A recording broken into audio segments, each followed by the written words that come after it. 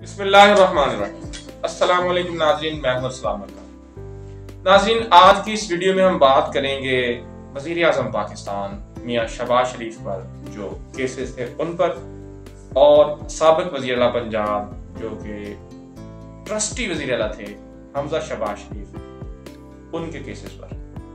नाज़रीन, आप जानते हैं FIA के एक डायरेक्टर थे डॉक्टर रिजवान साहब, उन्होंने इन्वेस्टिगेशन की थी। उन्होंने शहबाज शरीफ और उनके बेटे हमजा शहबाज पर TT स्कैंडल और मुख्तलिफ तरह की तहकीकात की थी। अदालतों में पेशियां होती रहीं, केस फाइल होता रहा। इमरान खान की हुकूमत में ये वाहिद TT स्कैंडल ऐसा था जो इमरान खान की हुकूमत में बना था। इससे पहले जो नवाज शरीफ साहब पर, शहबाज शरीफ साहब पर, हमजा पर, इनके खानदान पर जो भी केसेस थे, या तो वो जनरल मुशर्रफ के बनाए हुए थे, या वो पीपल्स पार्टी के बनाए हुए थे, या वो किसी दूसरी तरफ से बनाए गए थे। इमरान खान की तरफ से वाहिद एक ऐसा केस था ये TT स्कैंडल, जो ऑपोजिशन लीडर, उस वक्त के ऑपोजिशन लीडर हमजा शहबाज और नेशनल असेंबली में ऑपोजिशन लीडर शहबाज शरीफ पर बनाया गया। अब बात करता हूं, जो ही सियासी काया पलटी वजीर आज़म इमरान खान साहब के खिलाफ वोट ऑफ नो कॉन्फिडेंस कामयाब हुई, उससे अगले दिन वजीर आज़म का जो मनसब था चूंकि खाली हो चुका था, उस पर शहबाज शरीफ साहब PDM की तरफ से कैंडिडेट जो है वो मुंतखब हुए और जो वजीर आज़म पाकिस्तान बन गए। मैं आप सबको बताता चलूं नाज़रीन, जिस दिन मियां शहबाज शरीफ ने वजीर आज़म पाकिस्तान का हलफ उठाया, उस दिन उन पर फर्दे जुर्म आयद होना थी। जिस दिन हमजा शहबाज ने वजीर आला पंजाब का हलफ उठाया, उस दिन हमजा शहबाज पर फर्दे जुर्म आयद होना थी। जो ही वजीर आज़म शहबाज शरीफ साहब वजीर आज़म बने, हमजा वजीर आला बना, उसके बाद क्या हुआ? उसके बाद FIA में तब्दीलियां होनी शुरू हो गई। FIA का जो प्रोसिक्यूटर है उसे तब्दील कर दिया गया।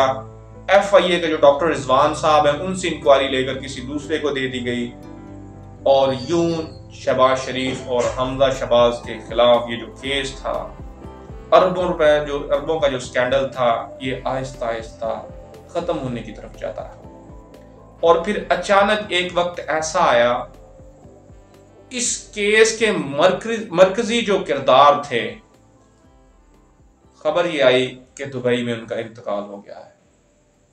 जी हाँ, मैं मकसूद चपड़ासी की बात कर रहा हूँ, जिसके अकाउंट में अरबों रुपए शरीफ बरादरान, खास तौर पर हमजा शहबाज और शहबाज शरीफ साहब बेच रहे हैं।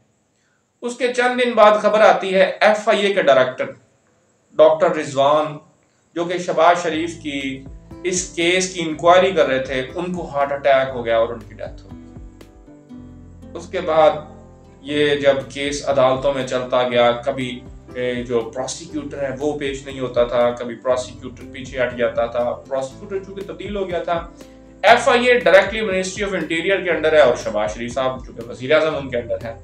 सो शहबाज शरीफ ने अपने आप को रिलीफ देने के लिए, अपने आप को बचाने के लिए FIA में जो है वो तब्दीलियां की। और मुझे याद है उस वक्त सुप्रीम कोर्ट ऑफ पाकिस्तान ने इस पर एक्शन भी लिया था। सुप्रीम कोर्ट ने रिपोर्ट तलब की थी, जो कि बाद में शायद सुप्रीम कोर्ट में ना जमा करवाई गई, या उसको कोई और रंग दे के जमा करवाया गया। लेकिन अनफॉर्चुनेटली शहबाज शरीफ का जो मकसद था अपने आप को NRO देना, जो इमरान खान इनको NRO नहीं दे रहा था, वो शहबाज शरीफ ने वजीर आज़म बनकर खुद को NRO दे दिया और अपने बेटे को NRO दे दिया। अच्छा, यहाँ पर सबसे मजेदार और अहम बात यह है कि मुस्लिम लीग नून एक बयानिया आवाम के सामने रख रही है। मुस्लिम लीग नून हमेशा से बता रही है हमने सियासत नहीं, हमने रियासत को तरजीह दी। तो नाजरीन, ये जो शहबाज शरीफ की ड्यूरेशन है, इसकी जो मुद्दत है, जितने माह इसे हो गए हैं, आप इसमें देखें, इसमें इन्होंने रियासत को नहीं बचाया, इसमें इन्होंने अपने आप को बचाया। मेरा ख्याल है मुस्लिम लीग नून और उसके जो लीडरान हैं, उन्होंने रियासत का नाम हमजा शहबाज और शहबाज शरीफ रख लिया होगा, या नवाज शरीफ या मरियम नवाज रख लिया होगा। क्योंकि जब भी वो बात करते हैं ना, जमहूरियत खतरे में पड़ जाती है, तो इसका मतलब होता है नवाज शरीफ को खतरा है, नवाज शरीफ की चोरी पकड़ी गई है, नवाज शरीफ की करप्शन पकड़ी गई है। جب وہ بات کر رہے ہیں اب ریاست کو ہم نے بچانا ہے، تو اس کا مطلب انہوں نے ریاست جو ہے وہ صرف شہباز شریف اور حمزہ کو سمجھ لیا ہے۔ یہ پاکستان کے ساتھ ایک گھنونا مذاق ہے۔ میں آپ سب دیکھنے والوں کو یہ کہنا چاہتا ہوں، میری آپ سب سے درخواست ہے، پاکستان میں ایک ایسی کمپین لانچ کی جائے، پاکستان کے لوگ، چاہے سوشل میڈیا ہو، آپ کا جو ڈیلی جہاں پہ آپ شام کو بیٹھتے ہیں، گپ شپ لگاتے ہیں، اپنے گھر میں، ڈرائنگ روم میں، اپنے محلے میں، اپنے گاؤں میں جو آپ کی پنچایت بیٹھک ہوتی ہے، آپ سب سے میری درخواست ہے، اس میں بزرگ، بچے، بوڑھے سب شامل ہیں، میری آپ سے انتہائی ادب سے گزارش ہے کہ آپ ایک کمپین لانچ کریں اور یہ پیغام دیں کہ سپریم کورٹ آف پاکستان ہو، چاہے لاہور ہائی کورٹ ہو، چاہے چھوٹی عدالتیں ہوں، وہاں پر آقا علیہ الصلوۃ والسلام کا ایک فرمان ہے، تم میں سے پہلے جو قومیں تھیں وہ اس لیے تباہ ہوئیں کیونکہ وہ اپنے جو ان کے بڑے تھے ان کو سزائیں نہیں دیتی تھی، جو ان کے چھوٹے تھے ان کو وہ سزائیں دیتی تھی، اس لیے وہ تباہ ہو گئی۔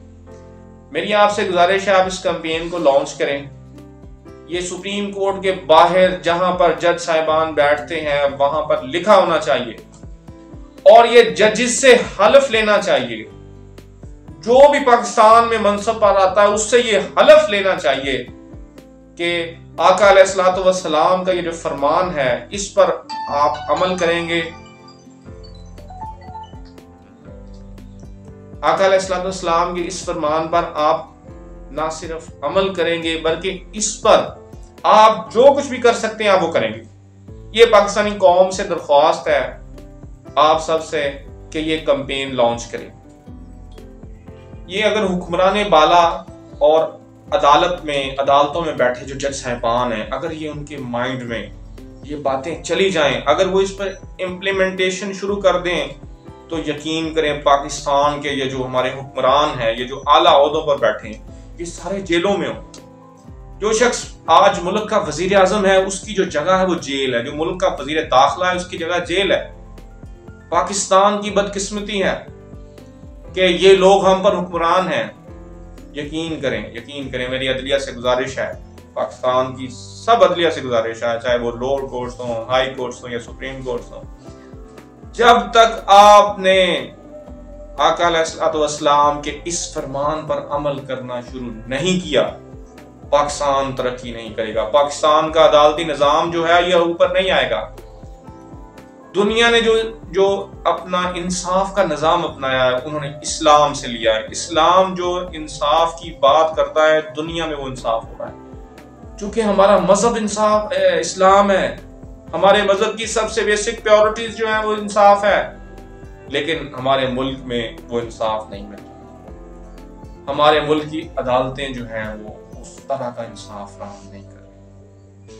آپ سب سے گزارش ہے اس کمپین کو اتنا لانچ کریں کہ پاکستان میں ہر شخص یہ بات کرے کہ آقا علیہ الصلوۃ والسلام کے اس فرمان پر ہمیں عمل کرنا چاہیے، اور جب ہم ایک قوم بننا چاہتے ہیں تو اس قوم کو جو ہمارا پہلا سٹیپ ہوگا قوم بننے کی طرف وہ یہی ہوگا کہ قانون کی حکمرانی میں سارے برابر ہوں گے۔ یہ نہیں ہے کہ وزیر اعظم چوری کر لے اسے معافی اور عام آدمی چوری کرے اس پہ جیلوں میں ہے۔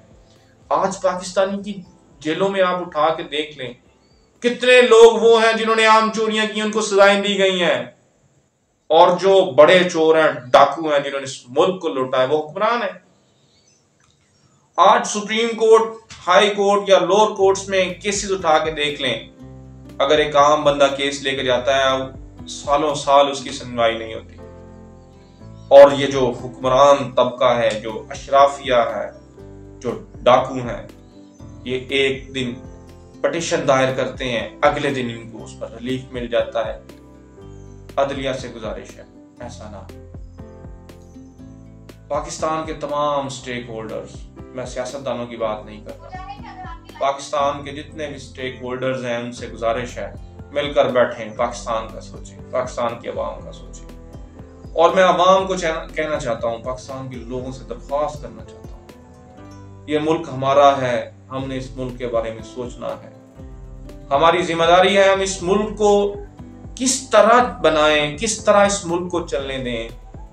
یہ ملک ہمارا گھر ہے، ہمیں اس کی رکھوالی کرنی ہوگی۔ اور میں آپ سب سے یہ کہنا چاہتا ہوں، آج عہد کر لیں، ہم آج کے بعد صرف اس شخص کو، اس ادارے کو، اس بندے کو سپورٹ کریں گے جو پاکستان کا سوچے گا، پاکستان کے اچھے مستقبل کا سوچے گا، جو ہمارے فیوچر کے بارے میں سوچے گا، جس سے ہمیں پتا ہو پاکستان کا جو مستقبل ہے اس شخص کے اقتدار میں آنے سے بڑھے گا نہ کہ کم ہوگا۔